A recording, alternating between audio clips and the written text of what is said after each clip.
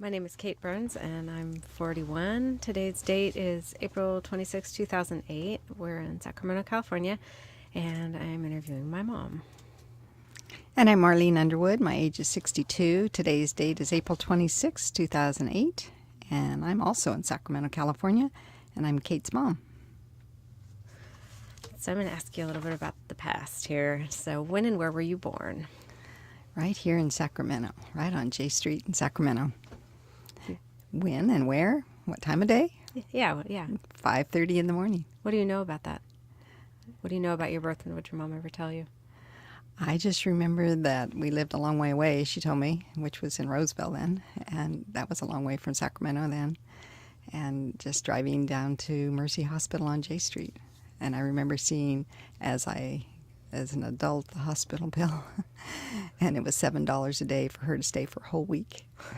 Were expensive. And then you grew up on the ranch, right? Can Yes. you talk about that a little bit? Grew up on a ranch in Roseville, which used to be called Loomis then, and it was about 200 acres, and it was a typical dairy farm. Lots of cows and horses and animals, and just pretty much lived off the land as farmers do. My dad was a dairy farmer. And the ranch was in the family for a while, right? His father, actually, and then the house that his father built is still there. The house is over 100 years old, and it's still standing. And what is it now? You went and saw it a few years ago, right? I did. It was delightful. It was reborn. The same house is still there, and it's now turned into a children's art center. A woman from England came and bought the house and preserved the house, and now it has lots of life and kids creating art. Did they keep the property there too? At least half of the property is preserved in an estate, so it can't be developed. Who were your parents? What were they like? Who were my parents? My mom was Mary Rogers, also known as Mickey, and my dad was Bill Rogers, and they seemed to just be a good match. They met at a dance. Neither one danced that I ever knew, but they met at a dance, and they seemed really, really happy. And my mom didn't work outside of the home, but she always wanted to. My dad didn't want her to. But you don't. When you live on a ranch, you work really hard. So I always remember them as being really hardworking. She absolutely prepared the meals and did all the things. Always wore a dress like they used to see in the movies. That was my mom, but on a ranch. And my dad was always up early doing all the farm work. In the picture, she was always kind of dressed up, and I don't know what she was like on a regular basis, but she always seemed really impeccably put together. She was. She was actually born here in Sacramento, and I think she sort of had the city life before she went there. But she always kept herself really, really nice. And they have had different backgrounds. Can you talk about their backgrounds? In terms of their nationalities? Sure. Or my mom was Italian, and my dad was Portuguese and Irish. But between them, they had big families, especially my mom. So she had the Italian family thing going. My dad's family died earlier in his life, but he still had family, but Portuguese side, but it's not so much in family gatherings. They died much earlier. Did you have favorite relatives growing up? Not necessarily one favorite person. I remember just family gatherings in general. So probably more my grandmother. But, yeah. Which grandmother? My mother's mother, Carmela. What was she like? She was a cute little Italian lady, short lady, always had an apron on and always in the kitchen and always cooking. What were some of the favorite things that she cooked? Oh, she always made huge Sunday meals. Lasagna, pizza. Pizza was her, oh my goodness, there's nothing like that anymore. Light and airy, just beautiful fresh pizza. No cheese, just fresh tomatoes, and it's absolutely delicious. Where'd the ravioli recipe come from? From her. And then handed down to my mother, and then handed down to me, and then now to you and Karen. Can you talk about some of the memories of making the raviolis? It's an all-day job. It's a labor of love. But yeah, it was just always a gathering in the kitchen. And so when my mom died, because she died so young, for me, when I was only 20, then I made them for many years as you grew up, and now just recently you and Karen are learning to make them. But it's an all-day experience. Tell a little bit about it for posterity. Lots of handwork. You make the dough from scratch. You make all the ingredients from scratch. You fine grind everything from fresh spinach to sweetbreads to veal to fresh Parmesan and make the sauce. Everything's fresh.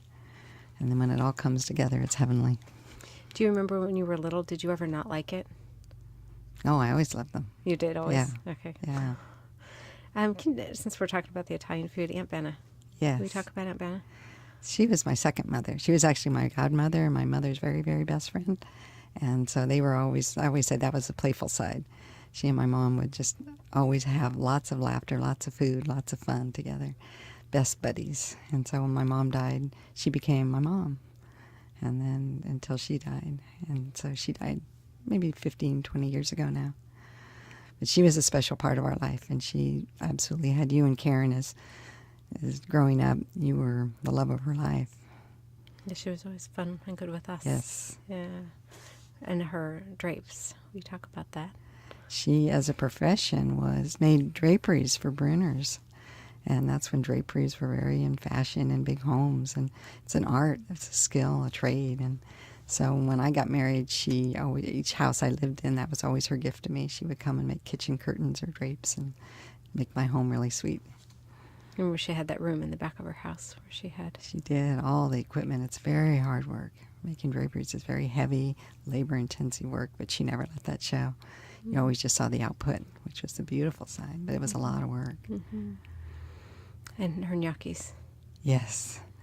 Her gnocchis were my mother's raviolis by another name because that was her favorite recipe. And so she eventually showed me and then showed you and Karen when you were little how to make those. And we still have that recipe tucked away. We've never mastered it. Mm-hmm. It's never the same. Mm-hmm.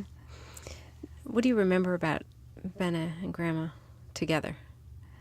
I always remember them just having a lot of laughter between the two of them. They'd be wherever they were.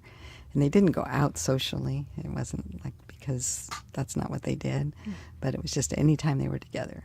They were just very, very best friends. You can tell they confided in each other. When my mom died, that probably had been even more attached to me because that was my mom. That was her best friend that she lost. Mm-hmm. Yeah, you guys had a special relationship. Yeah. Yes, we did. What did you think when you were little and maybe into your teens, what did you think your life would be like when you imagined, your future back then? Do you remember what you thought your life would be like? I don't remember really thinking about having a plan for it. I just knew what I saw, and that was that you got married and you worked, and there was just some fundamentals, but as to what I would do personally, I never really thought about, I'm going to grow up to be a something. And I didn't grow up with that. I didn't grow up thinking I was going to be a president of something. Although my life took a lot of directions in that way, but I wouldn't have known that then. I just saw it as that you would be married, you'd have children, you work hard, and your life would be happy and fulfilled.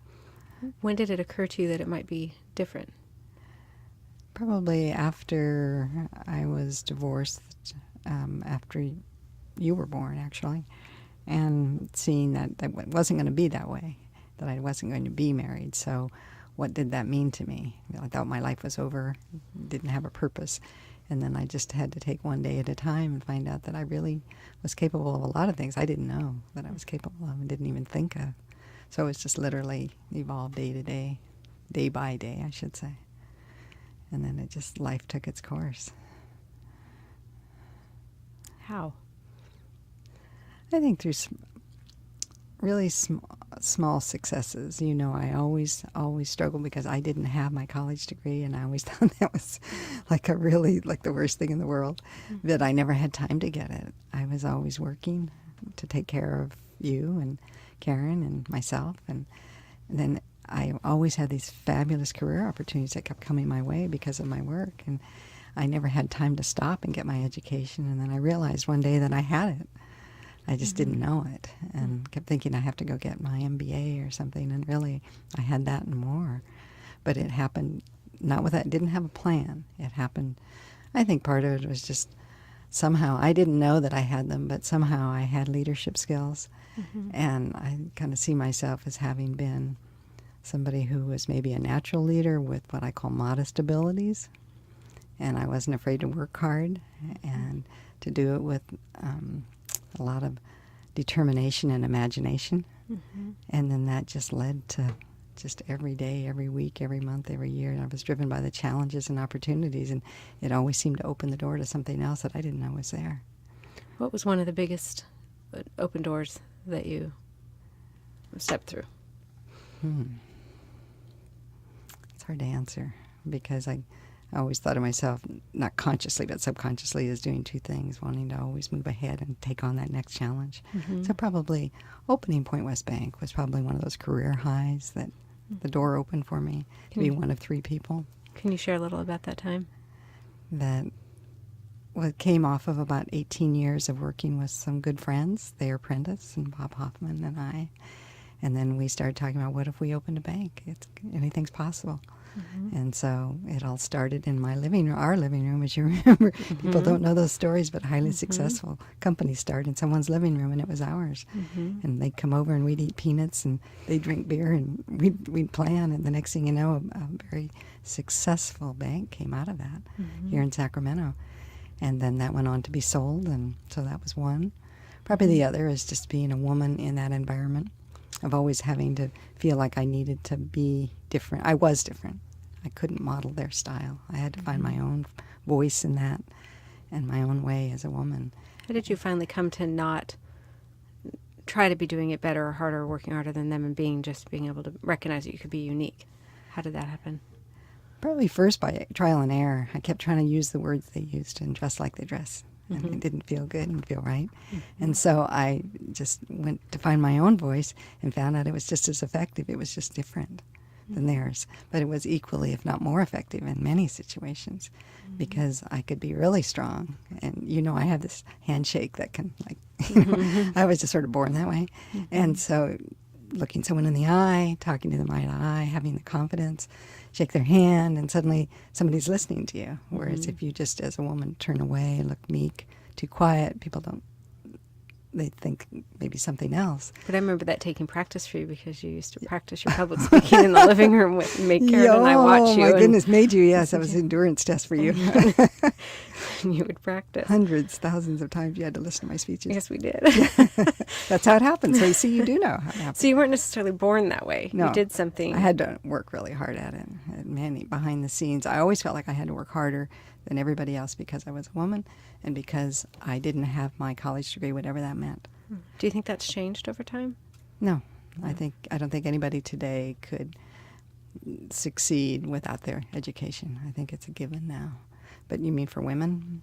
Yeah, what's it been like, and this was one of the questions, was what's it been like to be a part of when you first started the very bottom in banking in your first entry-level job, to go up and be a founder of a bank and to do the time that you worked in San Francisco at such successful banks, and then to be the role that you're in now with Labu. What's it been like to be a woman in the workplace throughout that time? What's the transition looked like from where you stand?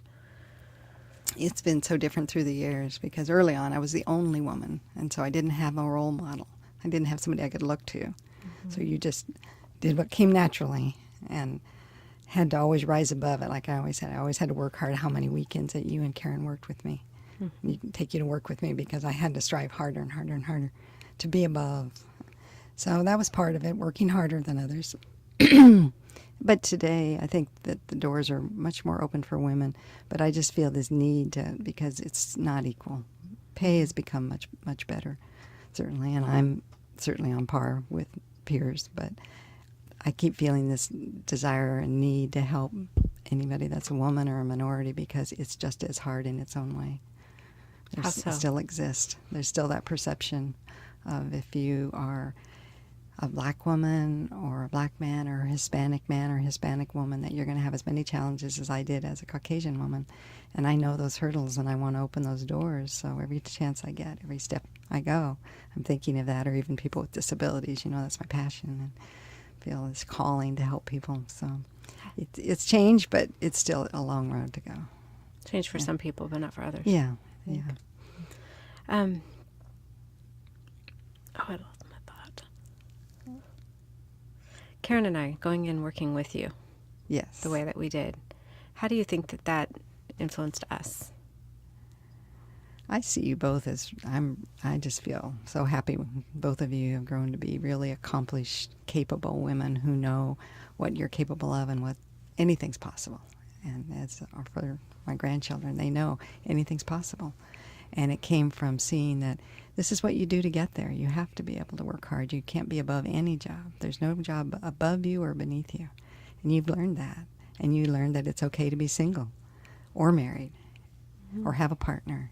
And so all of that is equal. And that's what I see in both of you. And I know if I was gone tomorrow, you both would be absolutely fine. And it gives me the greatest peace in my soul about that you both know it, and and you're sharing that with your kids, and it goes on. That's kind of the legacy. And you're right, we would be fine, but we wouldn't be fine. Can you talk about one of the favorite times you've had that you remember when it was just the three of us? Because we spent so many years being the three of us, and that was part of our identity growing up. Yes. I probably remember those times best when we were really... You were both very small, and we were very poor, and we didn't know we were poor. Mm-hmm. We didn't have any money. I didn't know we were poor. Mm-hmm. But we had so much fun. We saw every site in Sacramento, and anywhere that little Ford Maverick would go, that little red car would go, we went. And on pennies, truly. And we didn't think about that. We just took so many day trips and did so many fun things together. And so when I wasn't working, we'd do something. And we just had lots of fun together. That's probably my favorite times. Do you remember any in specific? Oh, probably when we went to San Francisco and went down to the beach in San Francisco. You drive down past through Golden Gate Park, and then you all like the doggy diner. Probably still there. Had hot dogs. The hot dogs. See, I knew you knew. Yeah, I do remember that. See, and then we came back over the Bay Bridge, and I remember having 1 quarter left, and that was all. But you didn't know that, so it was fun. Yeah, I remember with the Christmas trees that we had, the short one, Yes. we put on top of a table and decorated it to make it look like it was taller than it really was. What were some of the hardest moments that you had when we were growing up during the years that we were home still? Hardest times in what regard to? When you look back on that time, I mean, not everything is sunny, and it's good to be optimistic and all of that, but what do you remember about being a parent during that time, or just a woman in the world at that time, in terms of like our family life, or just watching Karen and I grow up, or whatever? What were some of them? And probably just their biggest regret is not having enough time to spend with both of you. That my work life consumed so much of my time, and that was really apparent to me even when you were small as it is today. That I just didn't have enough time. And you talk about that with your children too. Mm-hmm. Absolutely. The trade-offs you make. Mm-hmm. Constantly. Constant trade-offs. How do you think being a parent, means you could have easily been somebody who never had kids and just worked because that would have been okay in a way. Not that, right. You didn't want us, that wasn't what I meant. But I just mean, how do you think that you view the world, having been both a parent and a very professional person? How do I view the world? How do you think that colors you? Because I have to have seen other people who aren't parents. Right. No, I just think it rounds your life wonderfully. It makes you more caring for other people. I think if I hadn't had you, I would think of myself a lot, and instead I think of others most often, and not myself. Myself is always way back in the background. And so I think it's just absolutely enriched my life, rounded my life, and I feel really fulfilled because of that. I wouldn't have had it any other way. I do know people who haven't had children. Not that they're not happy, they are, but even women my own age that haven't had children, and they talk about what they really miss. They always say they miss the family connection. It's that loving, sharing thing that we've had. We've had our ups and downs, for sure. But on balance, it's been good. You were at the births of all of your grandchildren. Yes. And, of course, your children. And particularly your grandchildren. What stands out from those experiences? Oh, I remember when Alex was born, because being the first, I had no idea what that would be like. And it was an extension of my life. And it hit me just so emotional that I saw you give birth to someone that I gave birth to you, and you were giving birth to someone, and it was like, oh my goodness, I had no idea that was a real feeling when you could say it, when you see it. Not just the physical birth, I'm talking about the child, concept, the child, and the genes and his looks and his mannerisms. So that's what I remember most about all four. And all four are totally different. Their own sweet personalities. And I know in both situations with Karen, she had riskier situations Yes. and harder time. Mm-hmm. And that had a whole different... And Alex was the first, certainly, and Yes. then Sarah came along, Mm-hmm. and then William and Amanda both. Mm-hmm. Yes. Can you talk a little bit about that? I think with both of them, I'd always felt blessed that both of you had been so healthy. And I've always felt like we've had excellent health in our family, all things considered. Mm-hmm. And knowing so many people with disabilities, that I always thought, gosh, it's odd that hasn't been a part of our family. Maybe it's because I reach out to others for that. But then when they were both born, there was moments of risk with both of them, with William's heart rate dropping and then Amanda's shoulder. And it was that reality of that could happen. And fortunately it didn't with either one. They're both normal children, but it was that moment for both. The real world. How did you handle that at the time, seeing your daughter go through something like that? It was very hard. I mean, Karen was exhausted and completely spent when Amanda was born, and it was a hard labor. And then they just took her out of the room, and she didn't get to see her and hold her, and that's the greatest fear. And so I stayed with her and talked to her while Mike went with Amanda, because he needed to be with his daughter. Mm-hmm. Wow, and then everybody turned out to be happy and healthy. Yes. Mm-hmm. And let's see, we didn't talk about Sarah's. Sarah ended up having your mother's name. Yes. Her middle name. Yes. And Sarah was just so Sarah. She was just going to be Miss Sassy. Not Sassy, Miss Confident. Mm-hmm. Sarah's going to do fine in life. She knows herself. She's really confident in herself. And I see that in her ever from the beginning. I remember when I had that picture of her, I'm holding her and said, "You will love me someday." And I think she does. I know she does. Yeah, She that's a just great had- picture. Telling you off. Yeah, she was telling me off. Have you ever experienced any miracles? I'm changing topics only slightly. There's so many small miracles. I just think birth is a miracle. I think just total surprises in life. People you meet sometimes are miracles. But I can't say that I've watched a miracle. Have you ever had like profound spiritual moment in your life that impacted you or changed you in some way?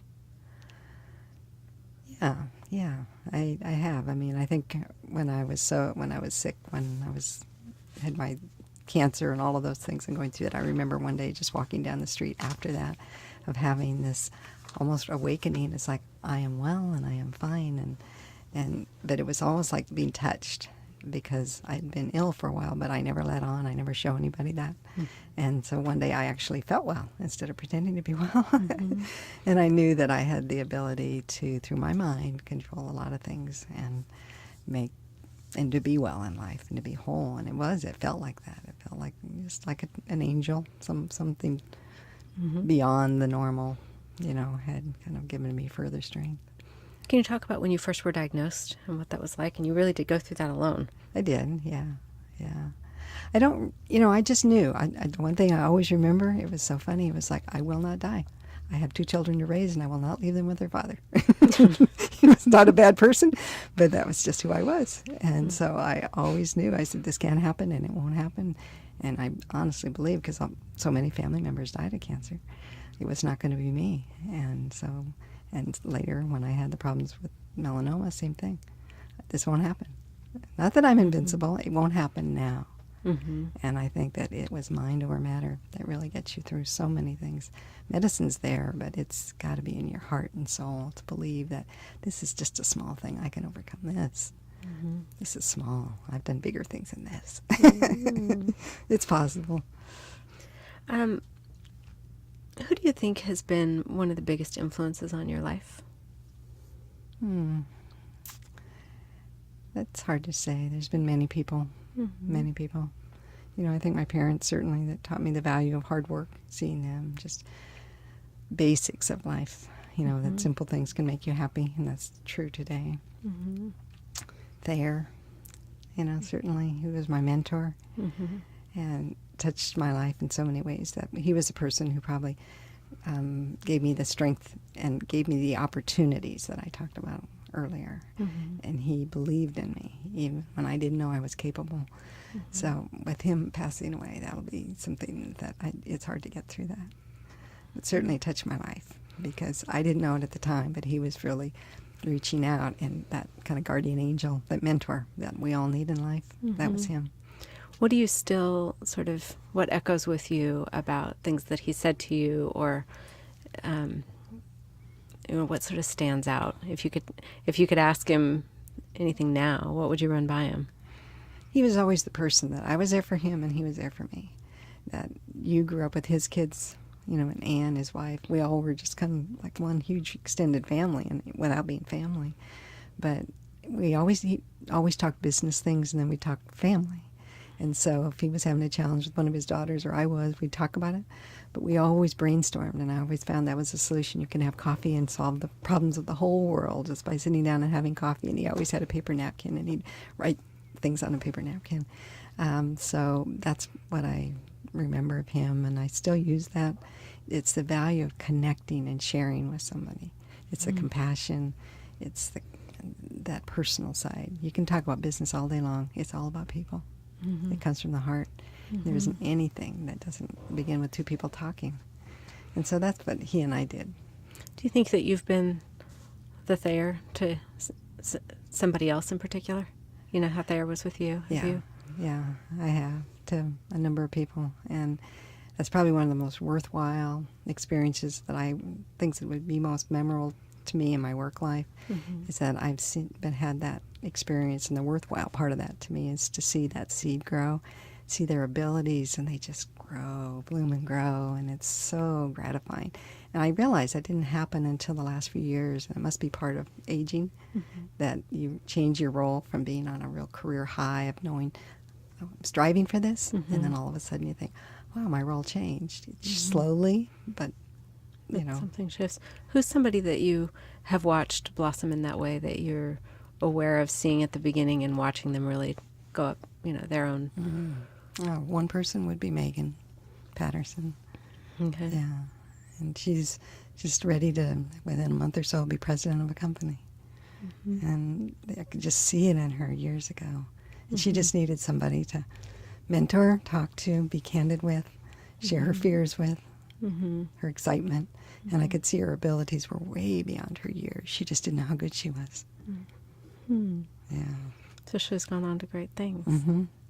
Very nice. You mentioned that Grandma and Grandpa earlier on in your, were influential in your life. What kinds of things did they seem to, what did you take from them each separately?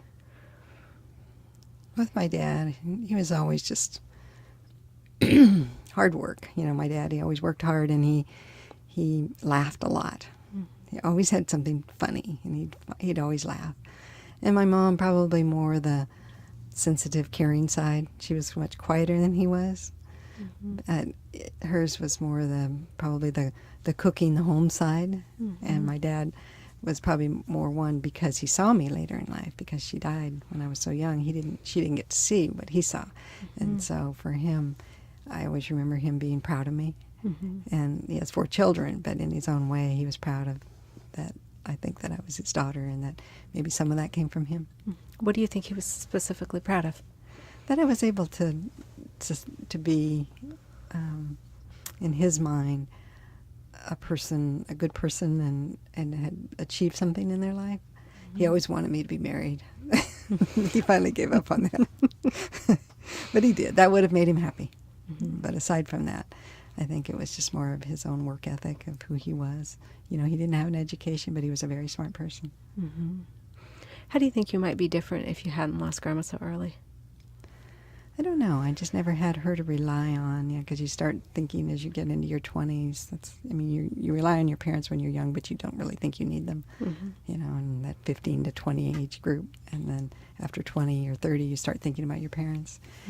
So I don't know. I just didn't have her to rely on. So I always felt like I had to figure it out on my own. I think that's how I got to be more self-sufficient, but maybe too self-sufficient, too internalized. How do you think that's gotten in your way? Probably feeling closed, or people see me as being closed. It's like, oh, you don't need anybody. I just didn't think about it. I just didn't know I had a resource. Because you don't go to your dad for the same things you go to your mom for. Yeah, so it was a luxury that you had. Yeah, so even raising the two of you, I just had to figure it out as I went along. Made mistakes that maybe I wouldn't have made if she'd been there for advice. I don't know. Have you had to change something about how you raised us now? What would it be?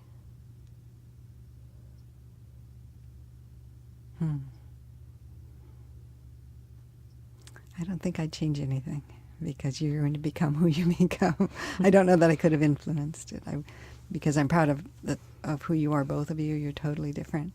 But when I talk to other people about both of you, I talk to you to describe you as different people, and I wouldn't change that. So what's something about me that was from the beginning that you realize now with the benefit of hindsight that you never could have even changed if you'd tried? That it was just part of who I was. That you were always going to be your own free spirit. That, for you, you were the one who, you and Karen were so different. If she said it was sunny, you'd say it was not, or the reverse. So trying to control your life wasn't something that was possible. And so just had to let that go and let you find your way. And it's worked. Thank you. What about Karen? Karen's always been more on her own in terms of being more stable in her mind. And sometimes I'd like her to just think outside the box more. But I wouldn't change that either because Karen's Karen and she's very giving from her heart to everybody. Not that you're not, but you see in her what she's like. She's the rock. Very predictable. And she was always like that? Yes. Yeah. I remember you telling stories about how she was stubborn when she was little. Oh, very. Very. I don't know that she's as stubborn anymore, but no, she's not. But stubborn. She's grounded in her thoughts. Grounded, that's the word. Yeah. So hopefully we didn't offend Karen just now. So no. Hey, when you hear this, what story would you like your grandkids to tell about you to their own kids when they talk about their kids, when they say, "Oh, my grandma," or "My nana," not their grandma. Wish you'd known Nana, da da da da. What would you like to be sure of if all the stories they could tell, what would you want to be sure that they shared? I want to be sure that they really remembered me, I would say it that way, so that they would share with others. That I absolutely love them to death and that I love life.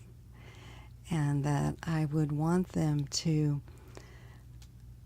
grow up to be the kind of people that you and Karen are, that I feel like I am, that when our families think of us, if they think of somebody that's caring and fair and has integrity, that they think of us. And that's really important. And if they think of someone that has what I describe as a kind of calm endurance, no matter what, we'll get through.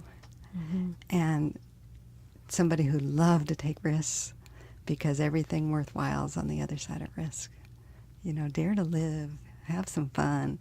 And that's what I'd like them to really, if they said, that's my Nana. She was always having fun. She was always laughed. She'd do crazy things. And she dared to live. She didn't stay in the box. And she didn't do all the traditional things that a Nana did. And yes, I did miss some of the cookie baking, but maybe they remember me in another way to somebody that said, oh, she always did this with us or that with us.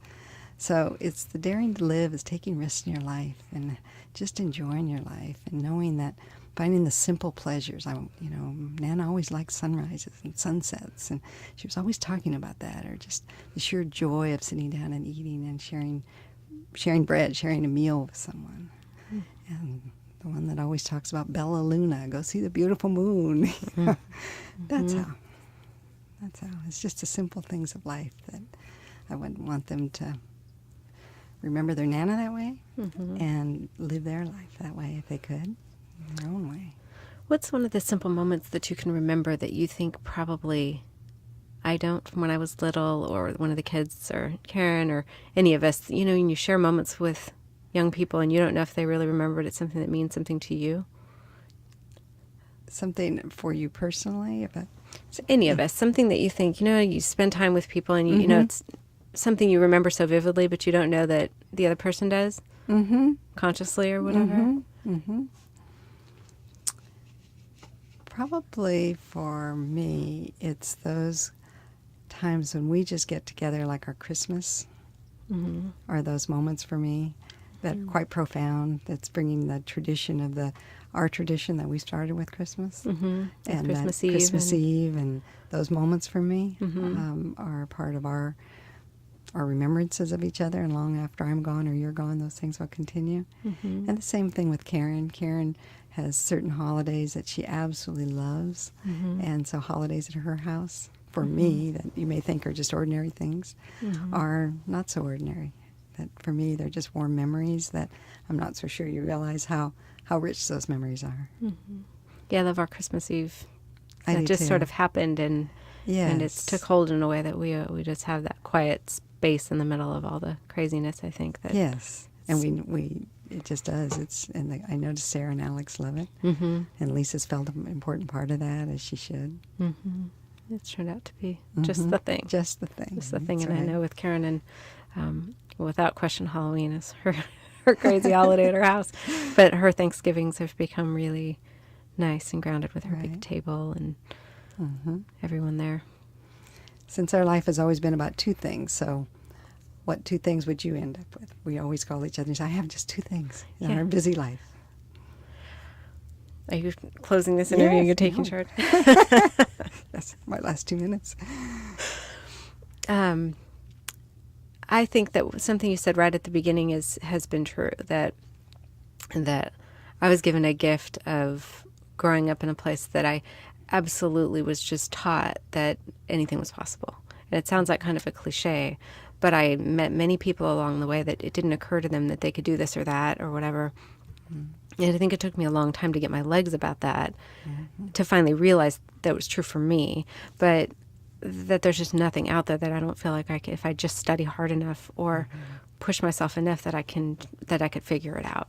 And I think that that's a gift of your parenting, truthfully, and your example, because it just didn't occur to me that I would have to live a traditional life or whatever. I could do whatever, and I tried that too, of course, but I always felt like I could follow my heart and whatever was the important thing to do. What seemed right at the time. And as long as I was doing the right thing and acting from a place of good intention and love, that anything was possible and okay and acceptable. And I think that's a tremendous gift. Thank you. And I thank you for that. Thank you. You rock. You did great. Thanks. So do you. So that was only one thing. Yes. So you get to do the other. No, I asked you get two to things. close. We always have the two things when we call. Maybe we just end with that without the other thing, because I will always call you back with the other. Or when Karen calls you, we always have two things. I have just two things. That's right. So we will leave the second thing for Karen. All right. She's on.